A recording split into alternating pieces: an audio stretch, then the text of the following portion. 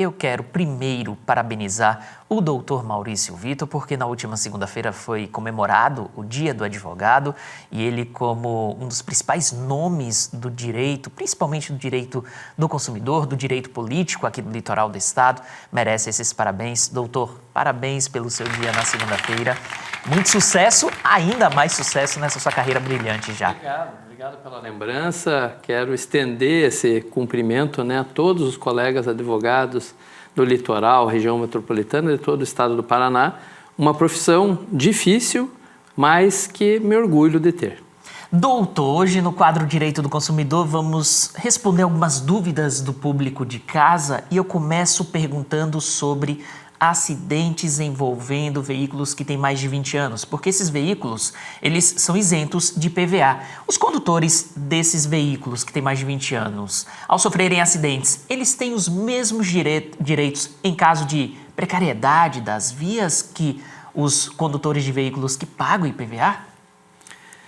Pois é, um bom questionamento, Porque depois de um certo período, os veículos passam a estar isentos, do pagamento do imposto sobre propriedade de veículo automotor.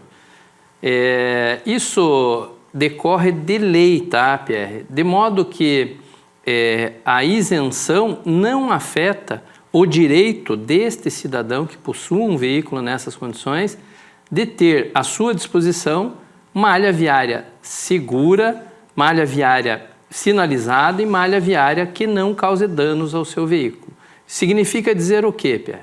Que se ele, como qualquer outro contribuinte do Estado e da União, sofrer danos em razão de má conservação, de má sinalização, ele possuirá, sim, os mesmos direitos de quem está com o pagamento do IPVA regular, em dia e obrigatório. Isso se dá essencialmente porque é a própria lei que estabelece o IPVA que estabelece as exceções. Portanto, ela permite que essas pessoas que estão gozando do prêmio de ter conservado um veículo e podendo usá-lo, também possam usufruir dos mesmos direitos indenizatórios em caso de falha na prestação de serviços do Estado. Agora, doutor, uma outra dúvida do público de casa diz respeito à famosa taxa da rolha, que é aquela taxa que é paga quando você leva a bebida para um restaurante, para uma festa, um evento. Essa cobrança, ela é válida, doutor? Bom questionamento também, para que a gente não tenha confusão dos nossos telespectadores quando forem utilizar esse tipo de serviço.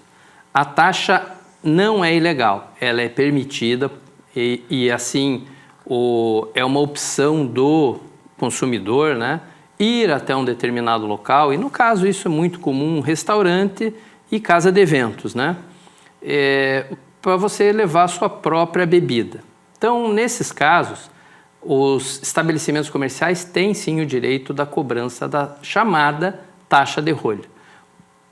Por que existe a taxa de rolha? Em tese, Pierre, essa taxa serve para cobrir os gastos do estabelecimento, da casa comercial, com um profissional que vai estar disponível para abrir a bebida, para servir a bebida, e às vezes até para experimentar esta bebida antes dos próprios consumidores.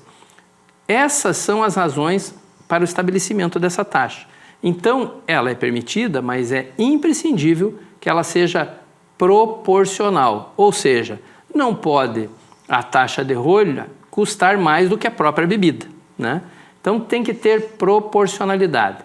E um alerta aqui por uma questão de etiqueta aos nossos telespectadores que eventualmente não tenham esse conhecimento, sempre que você levar uma bebida, pagar a taxa de rolha e consumi-la em determinado ambiente, é muito recomendável que você ofereça um gole para que o maître, o garçom ou o sommelier do ambiente faça também a degustação como experiência, é parte da etiqueta.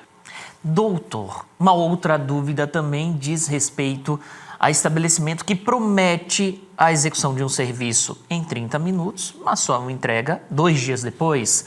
Principalmente reparos, né? Veículos, eletrodomésticos. O estabelecimento fala, não, em 30 minutinhos fica pronto. A pessoa fica esperando, depois de 30 minutos, 1 hora, 2 horas, a pessoa fala, vou embora. E só recebe 2 dias depois o produto. Pode isso, doutor? Aqui a gente vai renovar aquela observação, né, de que a oferta é uma promessa e essa promessa tem que ser cumprida. Então, se eu resolvi levar meu veículo, meu eletrodoméstico a um determinado local, porque ele oferece fazer esse serviço em até 30 minutos, ele deverá realizar esse serviço em até 30 minutos. Qual é a consequência caso não realize? Bom, ele prometeu que em 30 minutos resolvia. Se eu tinha uma utilização para o eletrodoméstico posteriormente, para o veículo especialmente, né?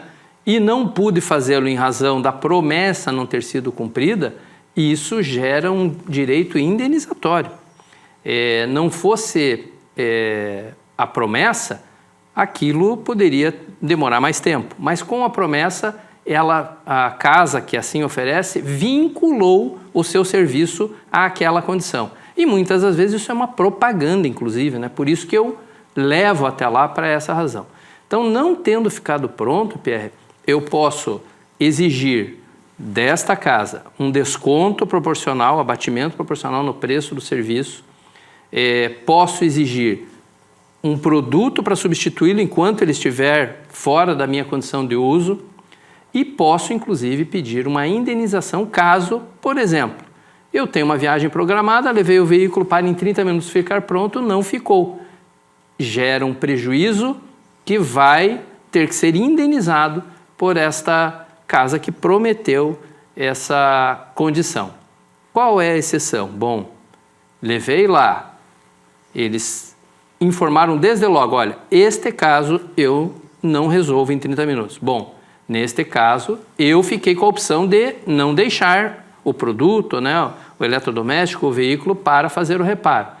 Se eu optar por fazer o reparo tendo sido avisado, me sujeitei à condição de não haver o cumprimento da promessa. Bem, quero agradecer aos telespectadores que enviaram sugestões. Uma dessas sugestões, inclusive, foi do telespectador Adi Júnior, sempre ligadinho aqui no quadro Direito do Consumidor. Um grande abraço. E também quero mandar um abraço para o Lauro Sequeleiro, sempre ligadinho aqui no Bom Dia Litoral, amigo pessoal do Dr. Maurício Vitor, e está acompanhando o BDL. Doutor, obrigado pela participação, um abraço, até a próxima semana. Obrigado, Pierre, obrigado a toda a nossa equipe, obrigado ao Neto, que o Lauro Sequeleiro é Lauro Sequeleiro Neto, amigo de infância e amigo para todas as horas. Um abraço e um abraço a todos os nossos telespectadores, até quarta. Um abraço, doutor.